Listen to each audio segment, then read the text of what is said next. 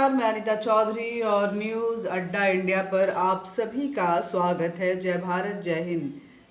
भारत में एससीओ यानी कि संघाई कॉरपोरेशन ऑर्गेनाइजेशन की जो है बैठक चल रही है।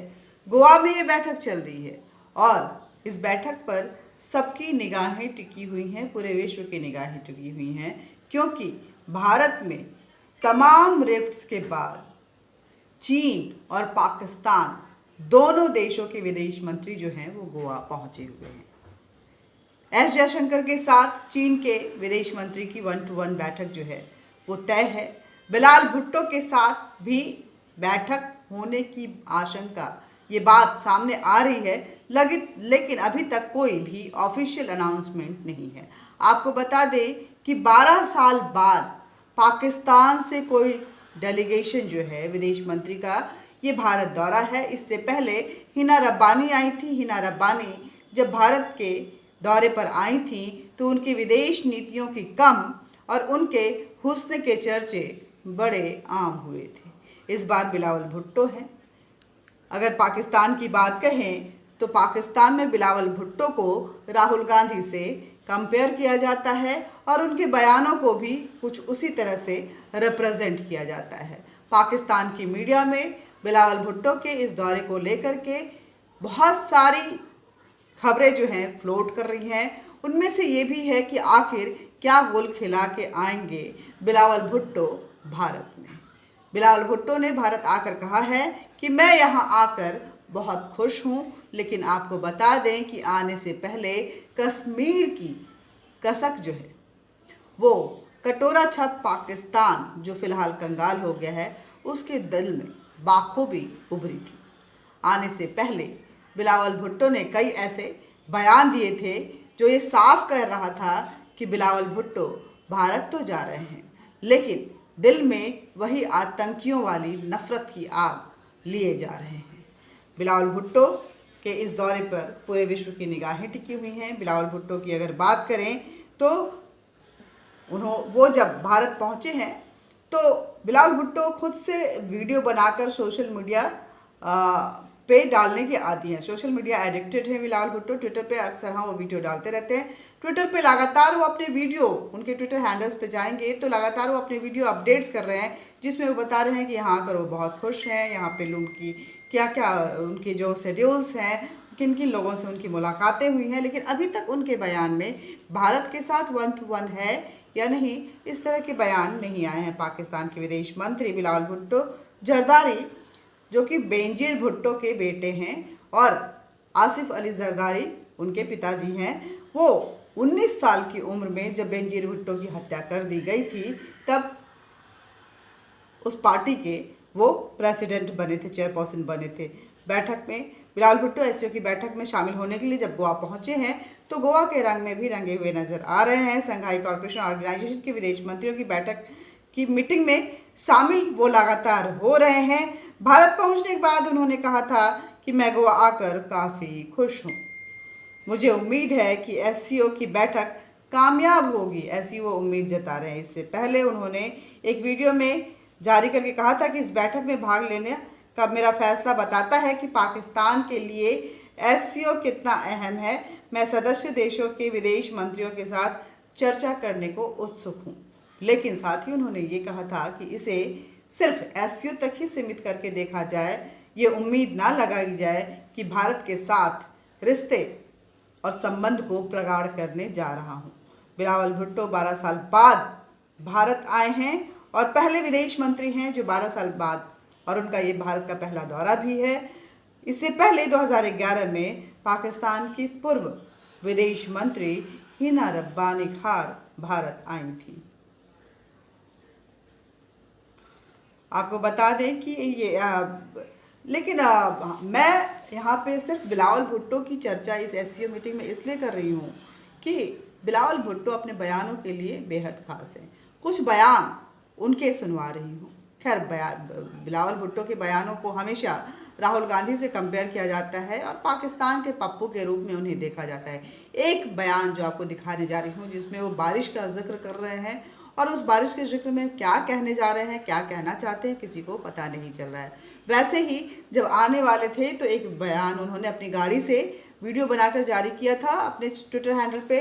उसमें भी वो क्या कहना चाह रहे हैं ये किसी को पता नहीं चल रहा है कि आने का उनका मकसद क्या है, ये स्पष्ट नहीं हो पा रहा है। हालांकि जब यहाँ आए तो 2-3 बयान उन्होंने स्टेटमेंट्स जो जारी किए उसमें उन्होंने ये साफ किया कि उन्हें भारत आकर बहुत मज़ा आ रहा है, लेकिन भारत के लिए वो अक्सर आग उगलते ही नजर आते हैं। भारत के प्रधानमंत्री को हमेशा यूएन में के कटघरे में खड़े करते हुए नजर आते हैं। कश्मीर राग लेकर हमेशा वो यूएन पहुंच जाते हैं। वो दावा करते हैं कि कश्मीर का 1 इंच भी मैं नहीं छोड़ूंगा। लेकिन एक ये दौर भी था जब इमरान खान पाकिस्तान के प्रधानमंत्री थे और बिलावल भुट्टो कहते थे कि कश्मीर कश्मीर हम लेने की बात करते थे, लेकिन अब आलम यह है कि हम अपने मुजफ्फराबाद को कैसे बचाएं, ये हमें चिंता करनी पड़ी है। खैर, ये सारी बातें जो हैं वो पाकिस्तान और पाकिस्तान के हालात को देखते हुए जिस तरह के बयान बिलावल भुट्टो देते हैं उससे पूरा विश्व कहीं आश्चर्यचकित नहीं होता है, बल्कि ये जोक्स और एंटरटेनमेंट का एक साधन बन के रह गया है पूरे विश्व के। पाकिस्तान आज ग्रे लिस्ट में है, कब ब्लैक लिस्टेड होगा कोई नहीं पता है।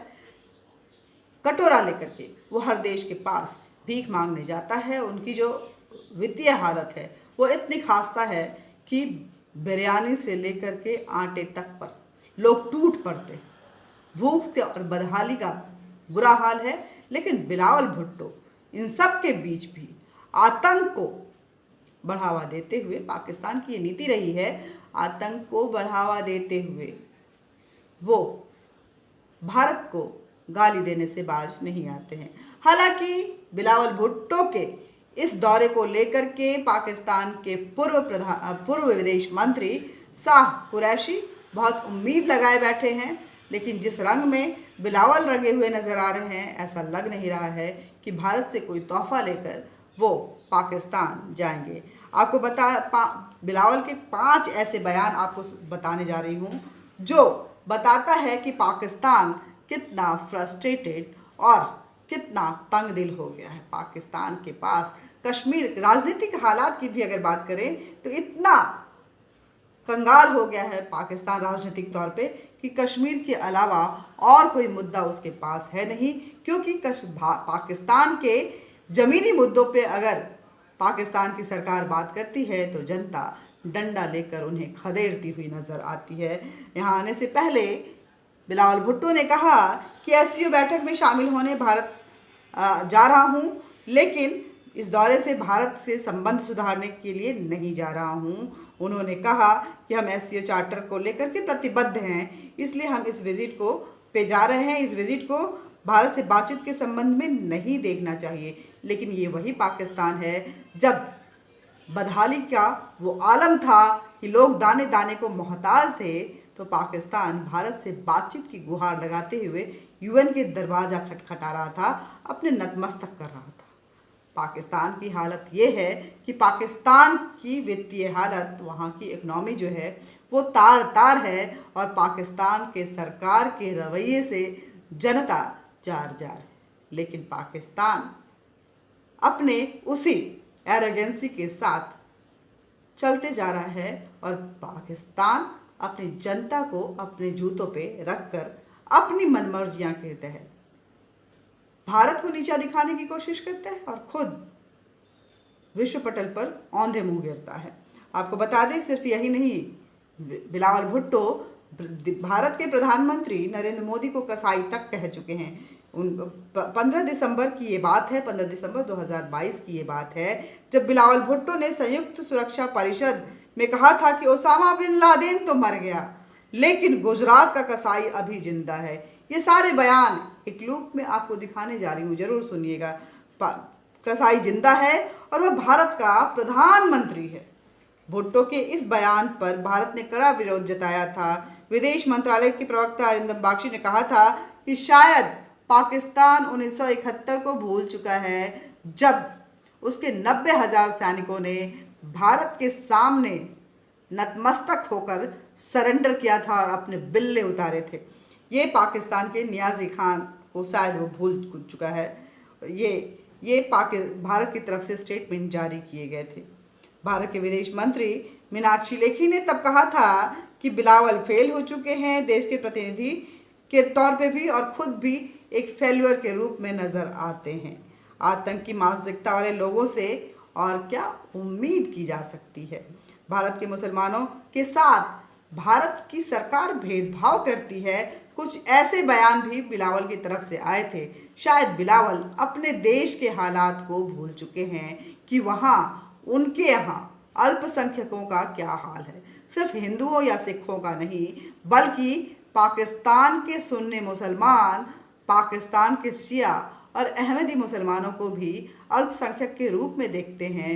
उनके मस्जिदों पे जाकर आतंक फैलाते हैं, आतंकवादी गतिविधियों को बढ़ावा देते हैं। बलोच इसका शिकार है, क्वेटा परेशान है और पाकिस्तान ऑक्युपाइड कश्मीर में बगावत के सुर बिल्कुल ऊंचे स्वर में है, जो आसमान छेदते हुए ये कह रहा है कि भारत मुझे अपना ले, मैं भारत में शामिल होना चाहता हूं। लेकिन पाकिस्तान अपनी हरकतों से बाज नहीं आता है। भारत के मुसलमानों में को लेकर जो बिलावल भुट्टो ने कहा था, उन्होंने कहा था कि प्रधानमंत्री नरेंद्र मोदी, उनकी पार्टी भाजपा और आरएसएस से मैं नहीं डरता। पीएम मोदी को कसाई कहने वाले बयान पर सफाई देते हुए उन्होंने कहा था कि उनका मकसद जो है भारत के मुसलमानों के हक की लड़ाई लड़ना था और भारत के मुसलमानों के साथ जो कि वहाँ अल्पसंख्यक हैं और विश्व के सबसे बड़ी संख्या वाले अल्पसंख्यक, बताए विश्व के सबसे बड़ी संख्या का मुसलमान जो है भारत में रहता है और उसे अल्पसंख्यक कहा जाता है। उसके साथ जिस तरह का बर्ताव भारत की सरकार कर रही है, भेदभाव कर रही है, नफरत कर रही है, उसके खिलाफ उन्होंने आवाज़ उठाई थी। इससे में बेहतर होगा कि उनके खिलाफ प्रदर्शन करने के बजाय भारत उनसे नफरत और भेदभाव करना छोड़ दे। कश्मीर का राग फिर उन्होंने कई बार यूएन में उठाया।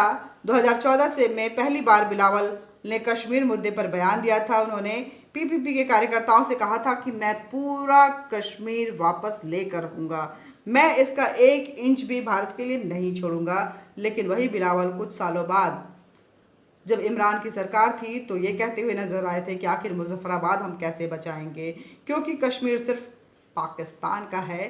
ये पाकिस्तान की मानसिकता तो है ही, बिलावल भी इसमें डूबे हुए नजर आते हैं। पाकिस्तान के बाकी प्रोविंस की तरह कश्मीर को भी हम लेकर रहेंगे, ऐसा बिलावल दावा करते थे। लेकिन नतीजा क्या हुआ हम सभी जानते हैं। सर्जिकल स्ट्राइक, एयर स्ट्राइक और उसके बाद पाकिस्तान दाने दाने को मोहताज। इसके बाद से Bilawal United Nations security council में कई बार कश्मीर का मुद्दा उठा चुके हैं, लेकिन पाकिस्तान कभी यूएन एजेंडे में इसे शामिल नहीं करवा पाया। कोशिशें बहुत रही। 11 मार्च 2022 को बिलावल ने यूएन बैठक में कहा था कि कश्मीर के मुद्दे को यूएन के एजेंडे में शामिल करवाना हमारे लिए एक बड़ी टास्क है।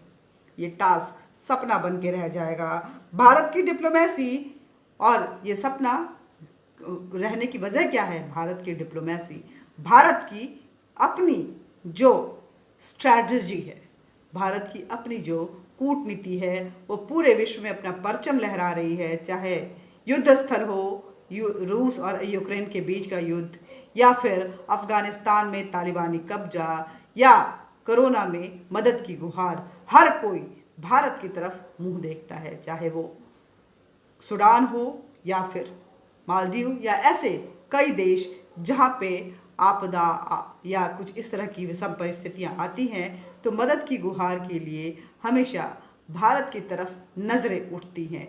ये भारत का परचम है। 2014 के बाद जो भारत की सरकार की विदेश नीति के तहत आज भारत शीर्ष पर अपने पूरे स्वर्ण परचम के साथ, अपनी विदेश नीति के साथ, अपने दमखम पर, अपनी शर्तों पर आगे चल रहा है। लेकिन पाकिस्तान कहाँ है? पाकिस्तान की आज कोई सुन भी नहीं रहा है। पाकिस्तान को लोग एक आतंकी देश के रूप में घोषित कर चुके हैं। इनके कई जो शीर्ष, जिनको ये अपनी पनाह दिए हुए हैं, उनको यूएन में ब्लैक लिस्टेड किया गया है। आतंकवादी के नाम पे उनको मोहर की लगाया गया है, उनके खिलाफ लुकआउट नोटिस है और पाकिस्तान उन्हें पनाह दिए रहता है।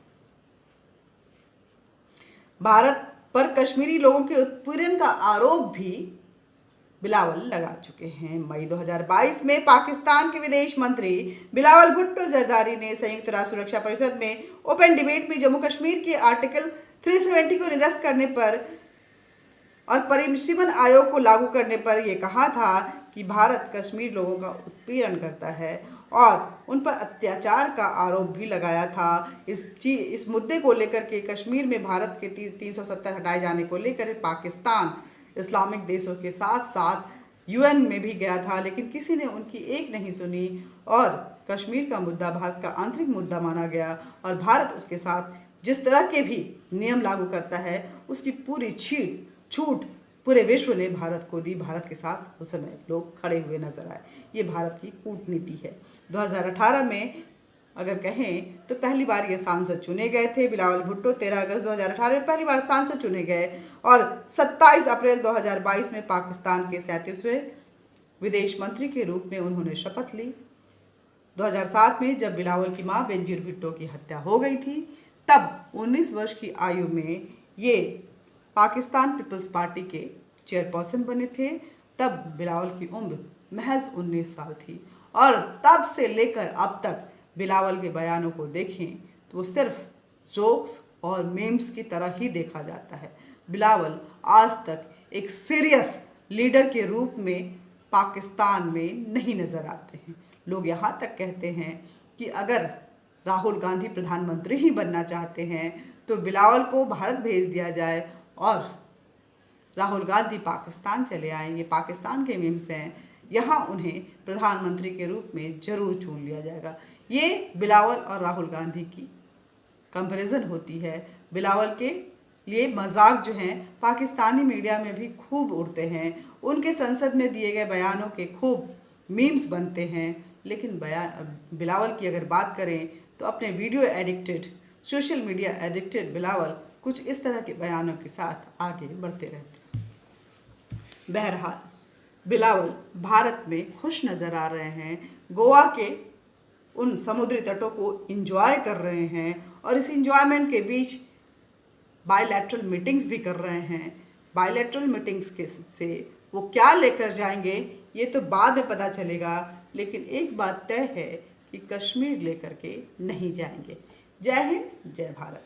मिलते रहेंगे और बातचीत का हमारा आपका ये सिलसिला भी जारी रहेगा, लेकिन आपको क्या करना है, आप हमारे चैनल न्यूज़ अड्डा इंडिया को ज़्यादा से ज़्यादा उसका प्रचार प्रसार कीजिए, इसको शेयर कीजिए, न्यूज़ अड्डा इंडिया को सब्सक्राइब कीजिए, लाइक कीजिए, बेल बटन दबा दीजिए ताकि जब भी कोई नया वीडियो अपलोड करूँ आप तक नोटिफिकेशन पहुँचता रहे।